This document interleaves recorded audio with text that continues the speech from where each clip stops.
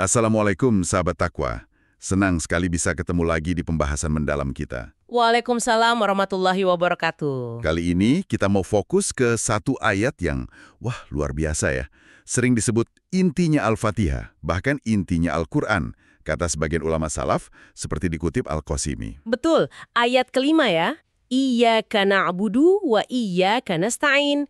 Hanya kepada Engkau kami menyembah dan hanya kepada Engkau kami memohon pertolongan. Nah, itu dia. Kita akan coba bedah lebih dalam ya, dua pilar utamanya. Kenapa ibadah, na'budu, dan minta tolong, nasta'in, itu harus khusus ke Allah aja? Ya, kita akan lihat perspektif dari para mufassir besar. Sebut saja Imam Ar-Razi di Mafati Al-Ghaib, terus Ibnul Qayyim, Abu Hayyan di Al-Bahr Al-Muhit, juga Al-Qasimi dan Abu Sa'ud. Mantap. Oh ya, katanya juga ada keindahan bahasa yang spesial ya di ayat ini. Sesuatu tentang iltifat gitu. Nah, itu dia. Itu salah satu poin menariknya. Ada iltifat. Jadi gaya bahasanya berubah. Dari nyebut Allah pakai kata ganti dia di ayat 1-4, di ayat 5 ini jadi engkau. Oh, jadi kayak lebih dekat gitu ya? Persis, seolah-olah habis memuji-muji Allah, kita jadi merasa deket banget langsung berhadapan gitu. Tapi itu nanti kita bahas lagi deh. Sekarang kita fokus ke bagian pertama dulu ya. Iyyaka na'budu. Makna menyembah di sini apa sih sebenarnya? Lebih dari sekedar ritual kan ya? Banget. Imam Ar-Razi sama Al-Qasimi itu jelasin kalau ibadah di sini itu ghayat tadallul. Jadi puncak ketundukan, kepasrahan hati. Puncak ketundukan. Iya, terus Ibnu Qayyim nambahin, ini perpaduan dua hal, cinta yang sempurna, kamal al-hub, sama ketundukan yang sempurna, kamal al-dhul, ke Allah. Jadi bukan cuma fisik, tapi totalitas hati dan jiwa. Oke. Jadi dalam banget ya maknanya. Nah, terus soal kata iyaka, hanya engkau, yang ditaruh di depan itu kenapa ya? Kok kesannya tegas banget gitu? Ada efek khusus yang ditekankan Ar-Razi atau Abu Hayyan? Pertanyaan bagus. Ditaruhnya iyaka di depan ini, dalam ilmu balaghah itu namanya tahsis atau hasyr. Fungsinya buat pengkhususan. Jadi artinya tegas banget. Hanya engkau ya Allah, gak ada yang lain, titik. Oh gitu ya. Iya, ini penegasan tauhid uluhiyah, mengesahkan Allah dalam ibadah. Kata Ar-Razi, ya cuma Allah pencipta dan pemberi nikmat yang pantas disembah. Selain dia nggak ada hak sama sekali. Jadi ini kayak deklarasi pemurnian ibadah kita ya. Nah, kalau Ibnul Qayyim, beliau kan suka ngingetin soal syarat diterimanya amal tuh. Ada kaitannya di sini? Ada banget. Ibnul Qayyim di Madarij As-Salikin itu negasin, iyyaka na'budu ini baru bener-bener sah kalau ada dua pilar. Kayak saringan gitu deh. Pertama, ikhlas, niatnya murni cuma buat Allah.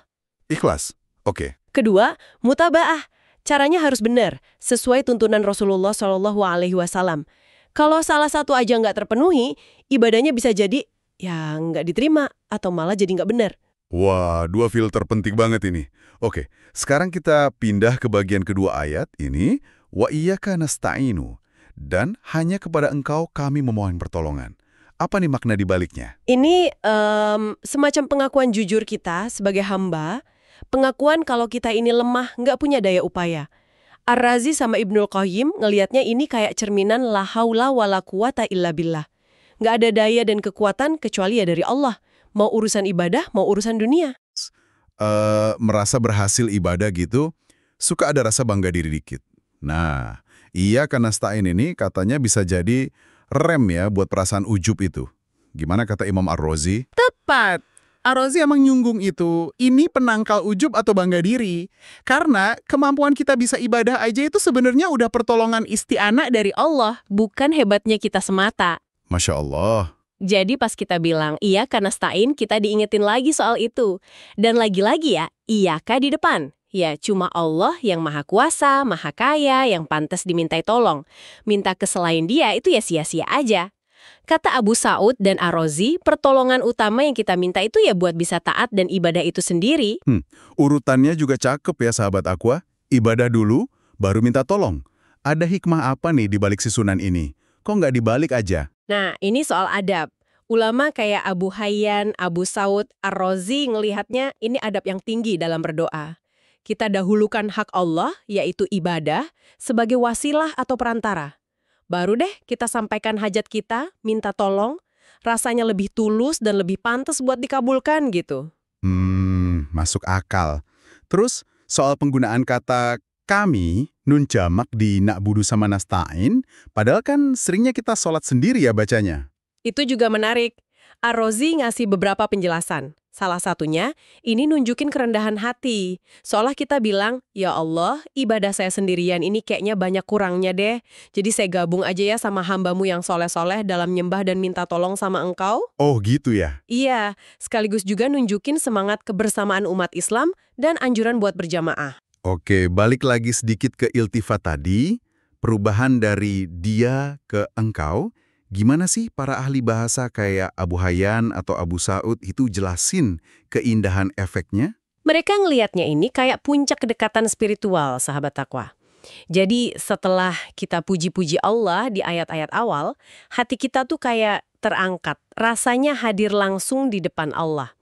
Makanya ngomongnya jadi langsung, hanya kepada engkau kami menyembah.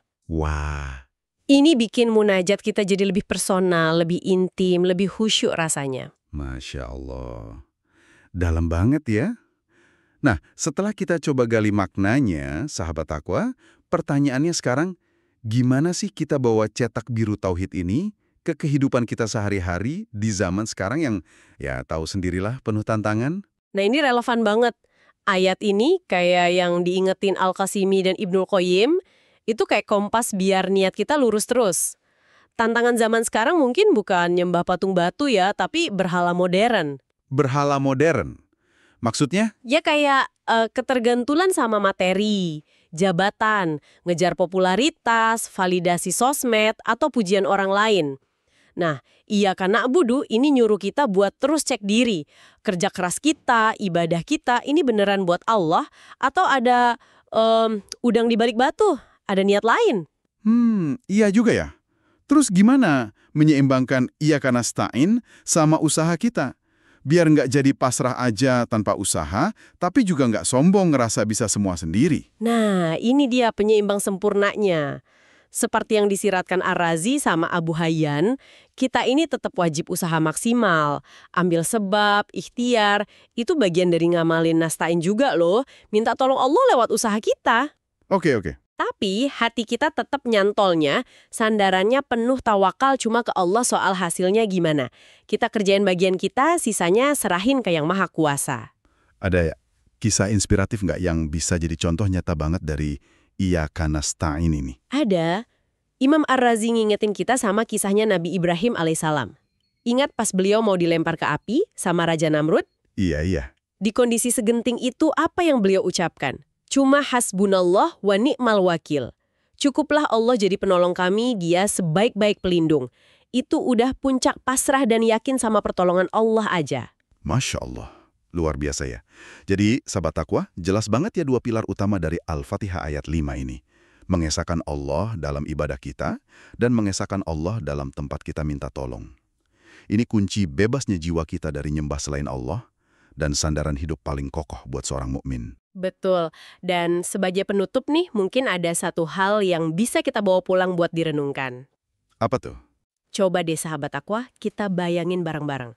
Kalau kita benar-benar hidup dengan prinsip hanya kepada engkau kami menyembah dan hanya kepada engkau kami memohon pertolongan ini di setiap detil hidup kita. Pas kerja, ngurus keluarga, ngejar cita-cita, bahkan pas lagi sulit banget benar-benar meresap di hati bukan cuma di lisan pas sholat. Kira-kira perubahan dahsyat apa ya yang bakal terjadi sama diri kita dan hubungan kita sama Allah? Wah, pertanyaan reflektif yang dalam banget itu buat kita semua ya. Semoga pembahasan kita kali ini nambah pemahaman dan cinta kita ke Al-Quran ya sahabat takwa. Terus renungi firman-Nya. Wassalamualaikum warahmatullahi wabarakatuh. Waalaikumsalam warahmatullahi wabarakatuh.